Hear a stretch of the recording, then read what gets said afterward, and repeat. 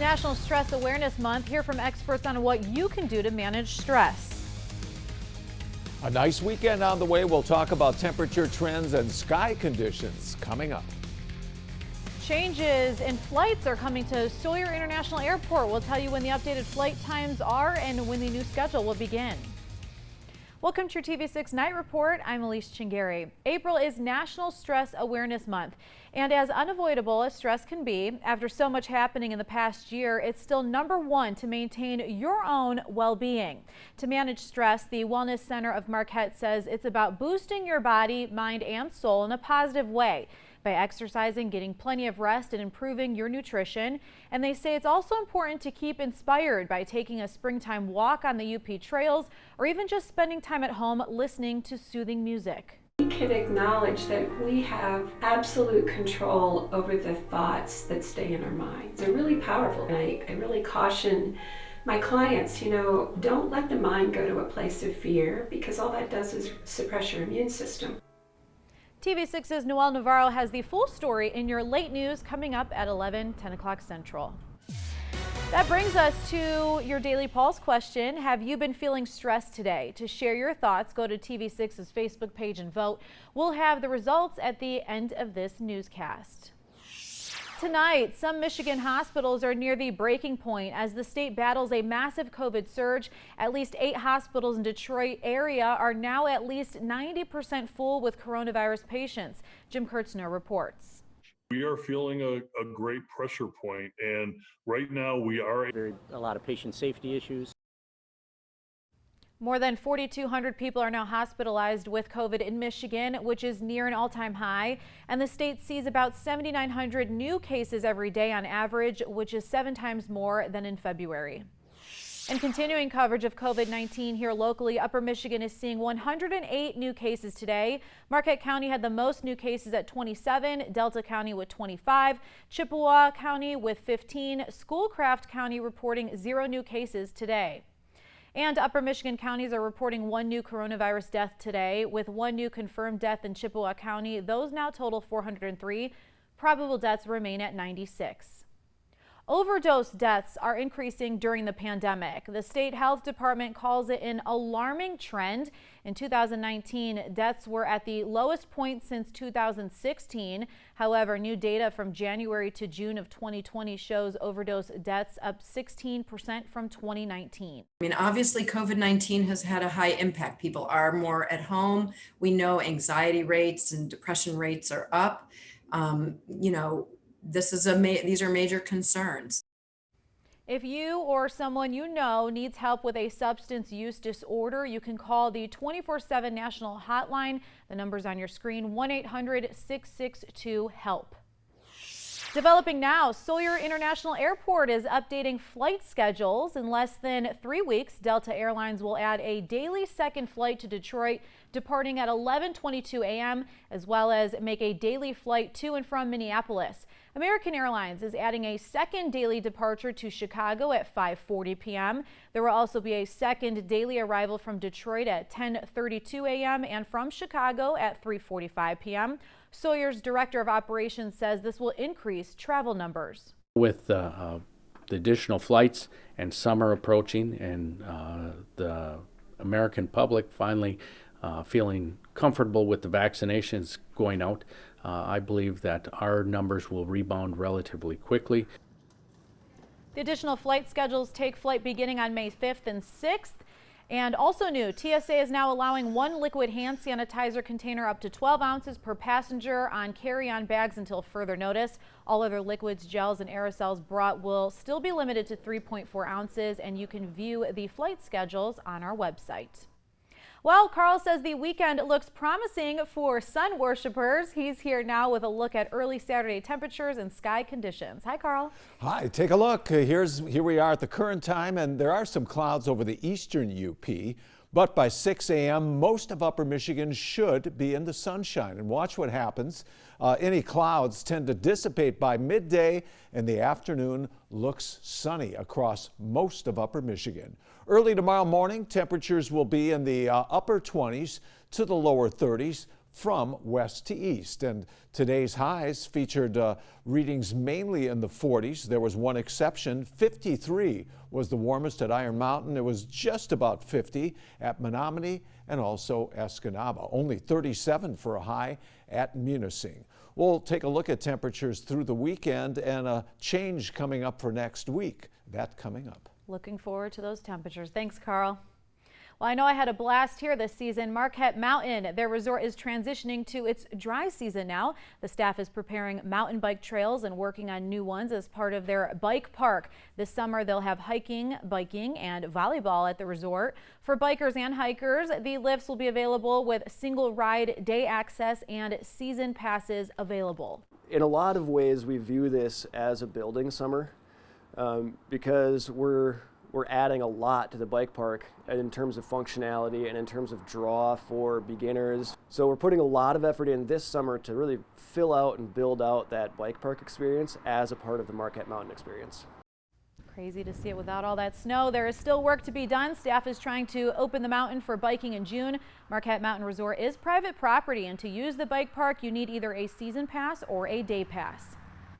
Right now, farmers in the western UP are preparing for the Calumet Farmers Market, which opens up in June at the Boersma Farm in Calumet. The main focus now is garden produce starters and the latest addition, 150 new egg-laying chickens.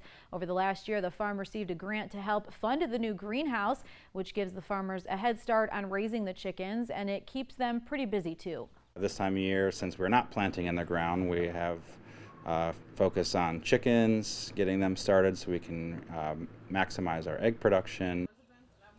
Main Street Calumet is currently taking applications for vendors for the market. If you are interested, head to our website for that link.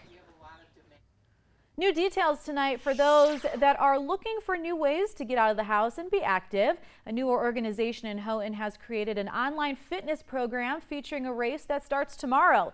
TV6's Houghton Hancock Bureau reporter Jesse Wiederhold has a preview. Like other graduate students at Michigan Tech, Jesse Wiederhold, TV6 News, Houghton. Thank you, Jesse. This weekend, the TV6 Spring Craft Show is back in Escanaba. It returned tonight, and it's the first TV6 craft show we've been able to hold since the pandemic started more than a year ago. The scaled-down show has 50 vendors inside the Ruth Butler building at the UP State Fairgrounds. Handcrafted wood products, clothing, food, and other locally made items are all at the show, and vendors are excited to be back. It's absolutely amazing. Last year was very odd for everyone. On so many different levels, but as far as getting out and being able to get with the customers and being hands-on was hard. Our business did slow down, but at the same time there was parts of it that picked up. The show runs tomorrow from 10 a.m. to 6 p.m. and again on Sunday from 11 to 4. Tickets are just $2 at the door, and children under 12 are free. Masks are required at all times during the show. While the royal family is preparing for Prince Philip's funeral taking place tomorrow, Max Foster has the details. This is very much the funeral that Prince Philip would have wanted. He was intimately involved in the plans. He wanted it to be relatively low-key, and it's even more low-key than even he would have expected considering the restrictions around the pandemic. So there will be 30 members of the congregation. They are largely the royal family, but also representatives of Philip's family who've flown over from Germany. There will be a procession behind Land Rovers designed by Prince Philip carrying his coffin, and they will include members of the royal family, including Prince William and Prince Harry, who will be separated in the lineup there by their cousin Peter Phillips, probably a way of distracting attention from many of the tensions that of course exist in the family. Buckingham Palace saying this is very much an event about Prince Philip, about the Queen, and celebrating Prince Philip and his long life, not necessarily the family tensions. The Queen has signed off on all of these plans, so she feels clearly Saturday will be a true reflection of her husband's life. Max Foster, CNN, Windsor, England. Still ahead, an SUV goes all Dukes of Hazzard style on a drawbridge, you see there, and a life-size teddy bear is making a 400-mile trek. Coming up in today's Take a Look at This. And up next, Carl will look at temperature trends, which feature a pleasant weekend, but with cold weather expected next week. You're watching your TV6 Night Report with Elyse Chengery. and Chief Meteorologist Carl Bonak.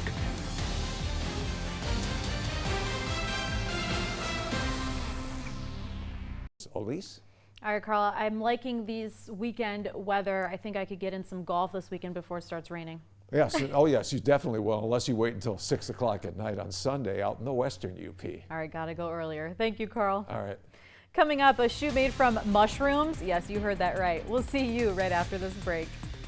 Welcome back. Well, a crazy and dangerous SUV stunt caught on camera in Florida is like something out of a TV show. Jeremy Roth has today's. Take a look at this. Police in Florida are looking for the driver of an SUV who was caught on camera busting through a security gate and jumping over an open drawbridge, Dukes of Hazzard style. You see, kids, the Dukes of Hazzard was a show from the 80s where a pair of hot rodding hillbillies would always accidentally jump over stuff while honking their ridiculous horn. But this ain't Hazard County, this is just plain hazardous. Thankfully, Daytona Beach police think they've already identified the driver. They also say it's not the first time this has happened. Back in March, a motorcyclist was caught on camera doing the exact same thing on the exact same drawbridge. Looks like them Duke boys is at it again. If you're driving in California, keep an eye out for this traveling teddy bear. The man in this goofy bear suit is attempting to walk from Los Angeles to San Francisco. According to his GoFundMe page, Bearson hopes to make the more than 400-mile trek in under a week. He says he plans to donate any funds raised to any selected nonprofit. He's documenting the journey on his Instagram page, which has, unsurprisingly, amassed a following. In the meantime, he's trying not to focus on the sheer size of his daunting task. Literally, like, I look at my map and I'm just walking. I try not to look at the numbers because you have to be there, like, mentally. Thankfully, this grizzly globetrotter is all there, but just barely. Yeah. For Take a Look at This, I'm Jeremy Roth. Coming up, the results of our Daily Pulse question. Have you been feeling stressed lately? That and more right after this break.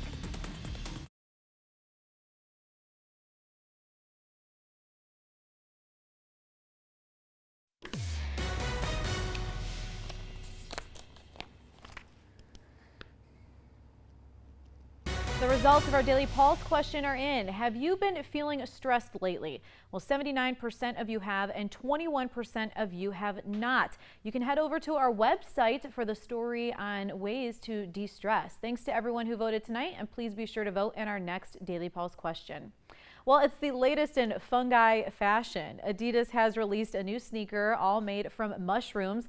The Stan Smith Milo was created in partnership with biotechnology company Bolt Threads. Milo is made from renewable mycelium, which is the underground roots of mushrooms. Adidas says it is soft and supple, similar to leather. The outer upper parts of the sneaker, the perforated 3 stripes, and the premium branding are all made from Milo. The midsole of the shoe is made with natural rubber technology. Will they give you foot fungus? Oh, that's a good one. Oh, I like that one, Carl. Well, on that note, I have nothing else to say. That completes your TV6 Night Report. For Chief Meteorologist Carl Bonak and everyone here at TV6, I'm Elyse Chengery. Have a great weekend.